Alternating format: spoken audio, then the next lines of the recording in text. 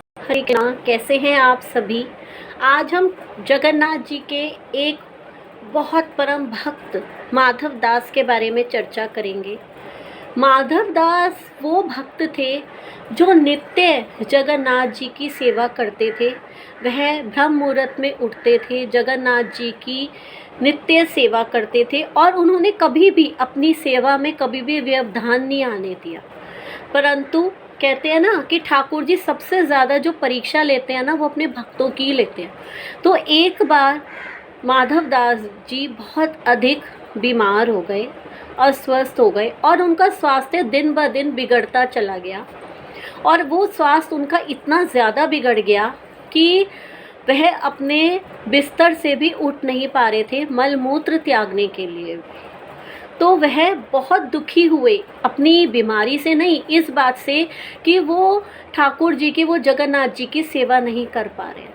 तब जगन्नाथ जी ने कृपा की और जगन्नाथ जी उनके पास एक बालक बनकर आए और जगन्नाथ जी ने खुद अपने भक्त माधव दास की सेवा की।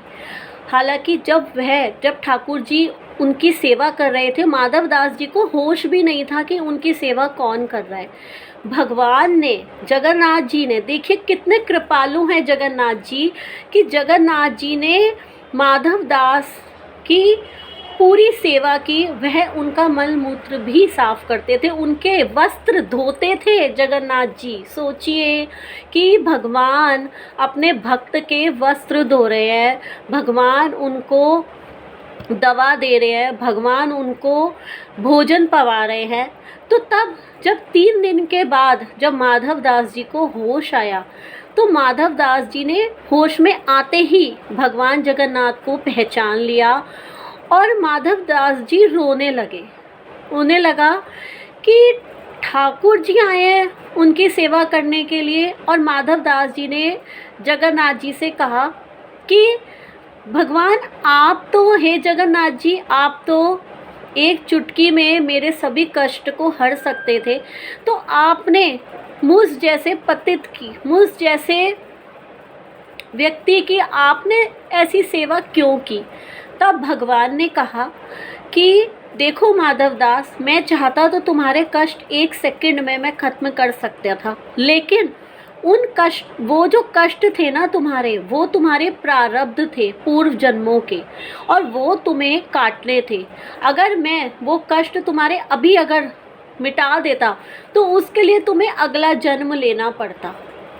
यही वजह है कि लोग कहते हैं कि भक्तों के ऊपर इतने कष्ट क्यों आते हैं। तुम सारा दिन भगवान का नाम जप करते हो, ठाकुर जी की सेवा करते हो, फिर भी सबसे ज़्यादा दुखी भक्त होते हैं। तो ये सोचिए कि भक्तों के ऊपर ठाकुर जी की वो कृपा होती है, वो कृपा है, वो दुख नहीं है भक्तों के। क्योंकि ठाकुर जी जो हमारे इतने सारे, इतने इकट्ठे किए हुए जो हमारे प्रारब्ध है ना, पाप कर्मों के, जो हमें काटने हैं, वो ठाकुर जी इतने से कर देते हैं। कहते हैं ना, जो हमारे ऊपर बहुत बड़ा संकट आने वाला होता है, ठाकुर जी उसे एक खरोच में हमारे मिटा देते हैं। ये कृपा है ठाकुर जी की अपने भक्तों पर।